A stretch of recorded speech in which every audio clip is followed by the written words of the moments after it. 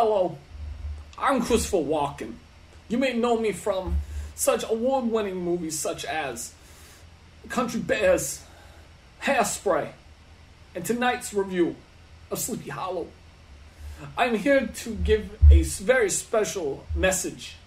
Please, subscribe to the OcCULTure Critic on YouTube. He's looking for 100 new subscribers. And in doing so, he will torture his mouth with the Packy One Chip Challenge on New Year's Day. That's all I gotta say. Now please, enjoy the review. I know you want to. When the spooks have a midnight jamboree, they break it up with fiendish glee. Ghosts are bad, but the one that's cursed is the Headless Horseman. He's the worst. That's right, he's mine on Halloween night. But when he goes jogging across the land, holding his noggin in his hand, demons take one looking. Hey everyone, Adam the OcCULTure Critic here. I get scared because I don't care. And we are continuing the month of October with our Halloween themed reviews. And today I'm going to speak about, honestly, one of my personal favorites. Not in terms of Halloween friendly movies, but also in terms of stories that I grew up with. And that is Tim Burton's Sleepy Hollow. Now, started off, I love The Legend of Sleepy Hollow. It is one of my favorite stories growing up. It is, honestly, my favorite ghost story, in fact.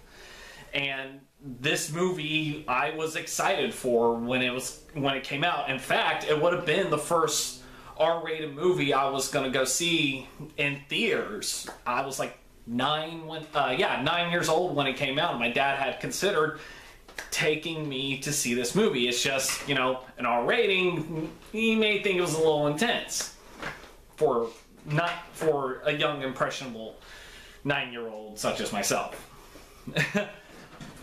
But I disagree. So what is Sleepy Hollow about? Well, it takes some big liberties with the story, which is fairly short. The original story is about a school teacher named Ichabod Crane who is somewhat popular but also gets made fun of. He tries to hook up with his with one of his students who happens to be the daughter of a very rich farmer who is the wealthiest of the town of Sleepy Hollow, just so he can get the inheritance. Of course, he's also a bit of a bitch. Another suitor of Katrina named Brom is trying to get rid of him and tells him the story of the Headless Horseman. And later that night, the Headless Horseman comes along and either kills him or runs him out of town. It's left up in the air on that. Tim Burton's Sleepy Hollow, however, is about a series of murders happening in the town of Sleepy Hollow. Constable Ichabod Crane of New York goes to Sleepy Hollow to solve these murders. He, of course, doesn't believe in the Headless Horseman until he sees it for himself. So now he has to stop the Headless Horseman while solving the mystery of why the Headless Horseman is killing select few of people. And it's a damn good time. I love this movie. This movie is so much fun. And what I love about it the most is it isn't trying to be a faithful adaptation of Sleepy Hollow or The Legend of Sleepy Hollow. It's trying to be a return to form for Hammer horror movies. That's what's great. Like, this is a movie I can see starring Christopher Lee and Peter Cushing back in the 60s or 70s. I totally can see that. I can see this starring like Udo Kier or Mark Damon in the Ichabod Crane role. I can see any of the numerous women from Hammer Horror playing Katrina in this, or playing Miranda Richardson's character in this. I can, like, you watch this movie and you go, I can see this person playing this. I can see this person playing that. It is that kind of movie. It's star-studded, visually beautiful, dark, and also very, very bloody. That is Hammer horror to a T, and that is what this movie does. This is a love letter to Hammer horror, and Tim Burton executes it very, very well, along with the help of everyone else. And it just, I watch it every year. Hell, next year I'll probably watch it before doing another review of something else. But this is a movie I just couldn't wait to review. This is a movie I got excited about reviewing when I created the OcCULTure Critic. I knew this had to be a Halloween episode. So let's get into what's so great about this movie. Well, let's start with the cast. You got Johnny Depp before he stopped trying. Johnny Depp plays Ichabod Crane, and while he has some mannerisms of Ichabod, he's very different. In this one, he tries to use reason. He tries to not believe in superstition, but he still does get a little scared of ghost stories. You can see this when he's told the story of the Headless Horseman. It's very subtle in this, but he's not a superstitious person like you see in the Disney version where he's throwing salt over his shoulder. He doesn't do that. He's just very scared. He's just a bit of a very squeamish, skittish person. And that's fine. It actually makes him more human in a way. It makes him more relatable. And he does a good performance. He nails the comedy very, very well. He doesn't do an annoying voice like he does today, or I should say an annoying accent. You got Christina Ricci as Katrina, who plays it very much like she's like just dry, dead delivery, but it's not awful. It's like, it's weird, but it's not awful, because when you go back to Hammer horror movies, when you see like a lot of the women in that, and some of them were dubbed, but when you see them, they're very dry, very deadpan, and I think that's what she was going for, and it works, because she's not awful. Christina Ricci is not a terrible actress by any means. She does a good job in this. Like, she plays that very innocent, bright, innocent young woman who falls in love with this stranger who comes to save the day, and she just is all big-eyed.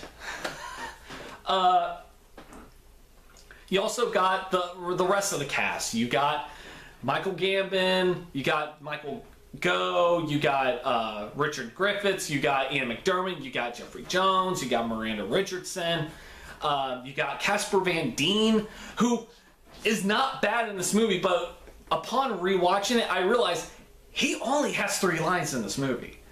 3 lines in this movie, and that's it. That's it. Other than that, he's just being an ass. He's just looking like an asshole. But he's not bad as Brom. He's not a bad choice for Brom. It's weird, because a couple years ago he did Starship Troopers, which, if I remember correctly, was a box office hit. So you would think he would get bigger lines in this, but he doesn't. But yeah, you also got like the big names of the town. You got Dumbledore, you got the Emperor, you got Alfred, you got Uncle Vernon, and you got a pedophile in this movie. Fitting that he's a fucking priest. And they do a good job. They're all very secretive, very two-faced. They're hiding their their vices and what they have done in this town that causes them to get murdered.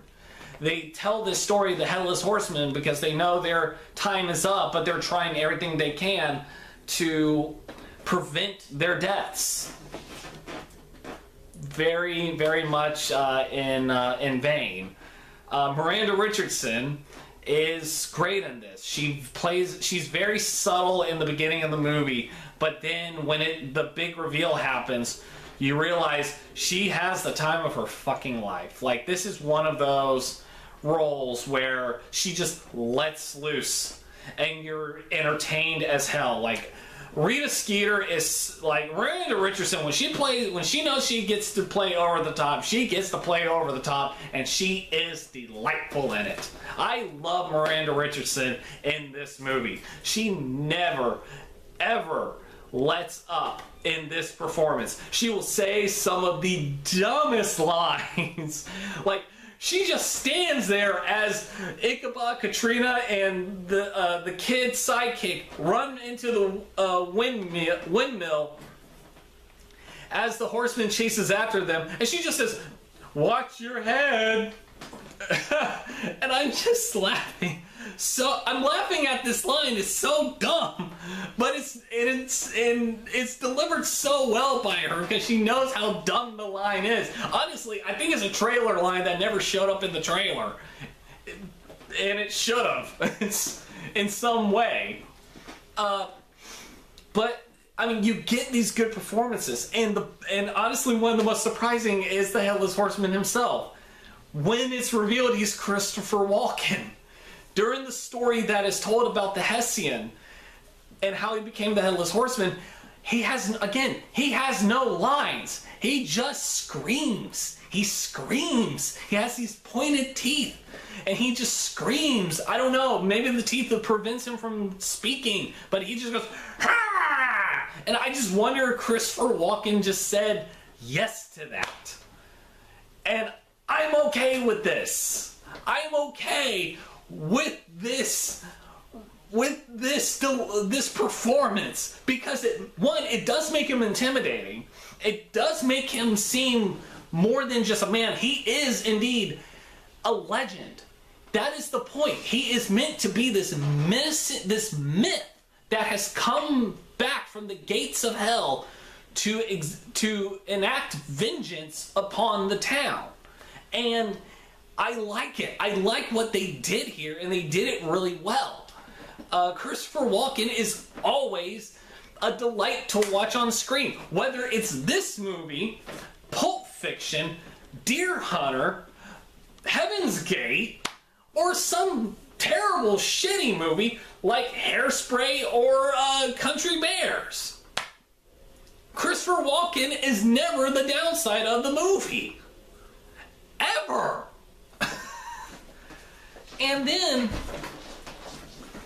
And of course, the real star of this movie, or one of the two real stars of this movie, is the production design. The production design, of course, is Tim Burton. It is Tim Burton to a T. It is from his own drawings, come to life, just dark, gray, a splash of white, like everything around you is big and twisted. You got this tree that looks suspiciously like the sandworm from Beetlejuice. You got these houses that feel like they have their own ghosts inside of them. Like this town looks decrepit, looks dead, and even the mansion that Ichabod stays at when he's staying with the Van Tassels, it looks old. And not like ancient, but it looks like it's about to fall over. It doesn't. The only time it ever actually has any life is during this party when he first arrives. And that's the only time there's any ounce of life in this town, is when this party is going on, because they know that it's all they can do when there is a murderous ghost going around decapitating people. The other star of this movie, of course, is Danny Elfman's score. It just is. Now, you can easily make the joke of wanting to add the opening notes to This Is Halloween to the title sequence of the movie, because the joke is there. The joke is there. I've made the joke before. It's pretty damn easy because yeah, Danny Elfman has a theme. Just like John Williams has a theme. Just like Hans Zimmer thinks he has a theme, but really just doesn't.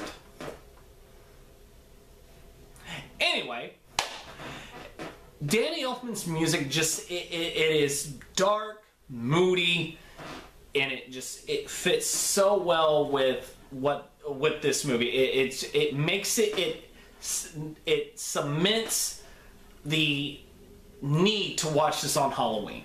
It cements the need to have this watched in October.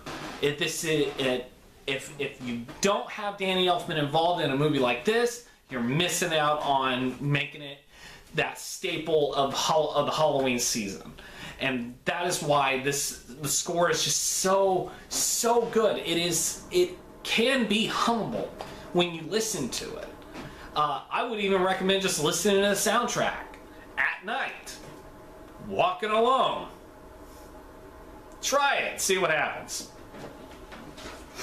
Other thing is definitely the special effects. The effects, $4.99, aren't bad. Yes, are there very cartoony levels of CGI? Yes, but they're so minimal. Like, you only see them when it involves the Headless Horseman's skull or the witch.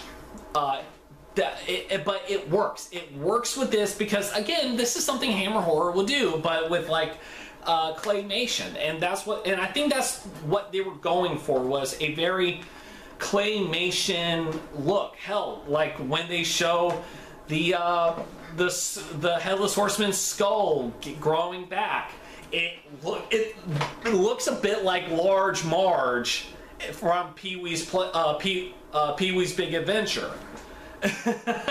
That's what it looks like. Like the eyes and the tongue. It really does look like Pee-wee's Playhouse or Pee-wee's Big Adventure. Damn it! I've seen Pee-wee's Playhouse more than Big Adventure. But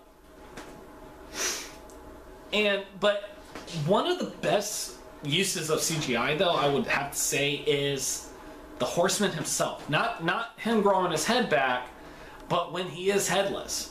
Because in one of the behind the scenes featurettes in the DVD here, they discuss how they did the movement of the Horseman walking around with no head, and they said that they CGI'd the collar. The collar is CGI. And it's almost seamless, or it is seamless. I was blown away when I heard, oh yeah, by the way, that collar CGI. We CGI'd the head off and placed this collar in there using computer imagery. It looks so good. Like, when you focus on it, you can see the CG. But it's not awful. It really does work. And I am blown away by how well it can be done. Like, back in the 90s, overuse of CGI was a thing, and yet this movie did it very minimally and did it very smartly. And I love it. I love what they did. It's really one of the best effects in this movie. It really is. The gore effects are good. The majority of them are practical. Of course, they're also very cheap looking, but that's the point.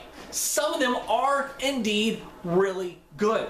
You get like that cartoonish blood. You get it, where it just oozes out. Like, there's a scene where Miranda Richardson cuts her hand and it just pours blood. Like, it's like, oh my gosh, she's going to die.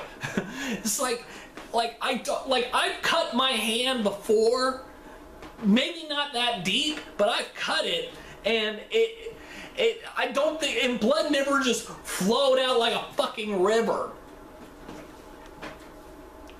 It's like, but here it's just, yeah, blood galore. The beheading effects are great because a lot of them are practical. There's a scene where Richard Griffiths gets his head decapitated, or gets his head cut off, and before it falls, it spins around on what's left of his neck before rolling down. And they actually show that, how that worked. And it is a really good effect. Like these effects are great. The effects of the decapitations, the effects of the a lot of the bloodier deaths, how you see the dead bodies without their heads, the heads themselves, it's all around a blood fest, and it is so good at doing it right. Like, again, I hate to harp on it, but it goes back to Hammer horror. That this honestly is what Tim Burton wanted to make, which was a Hammer movie, and he got to make it, and he just happened to do it about Sleepy Hollow because, let's face it, Hammer horror would have made it. Granted, they probably would have done it in England instead of America, which wouldn't have worked, but they would have made it. It would have been a Hammer horror production. So, I recommend this movie. I do. I don't know how much more praise I can give it. Are there negatives? Yeah, it's not perfect. Of course not. There are story elements I'm not a big fan of. Like the fact that Ichabod needed a reason to be this detective, this anti-religious person. Granted, it's a reasonable explanation. His father was abusive, or was uber religious and abusive, and treated his wife like shit, and killed her, and got away with it. The reveal of Miranda Richardson, I'm fine with the reveal of her being the mind behind, or the puppeteer behind controlling the Horseman, but I don't care for a lot of the explanation. And it just, for me, it did almost come out of nowhere. It does kind of stop the movie a bit, for me personally. But those are just minor gripes to me. It never takes me away from the enjoyment of this movie. I love this movie way too goddamn much to hate it. It is one of those movies that, yeah, I was told, oh, this movie sucks when I was a kid. Like, people was like, oh, this movie sucks. I'm like, I'm gonna watch it. I'm gonna see what it's all about. When I got older, I was like maybe out of high school when I finally watched it. I don't remember. But I watched it, and it was great. I loved it too much. It was that movie I wanted. So, yeah. I love Sleepy Hollow. It's a shame my dad didn't get to take me to it when I was 9, but he knew that I wanted to see it. And even he went, yeah, no, it's a fun movie. Watch it when you're older and you can handle blood. Well, I'm older, I can handle blood, and I love this movie. With that said, I give Tim Burton's Sleepy Hollow a head-rolling good time of an 8 out of 10. Sleepy Hollow is a classic. It is a Halloween classic, and I recommend it to anyone between the ages of 9 and older.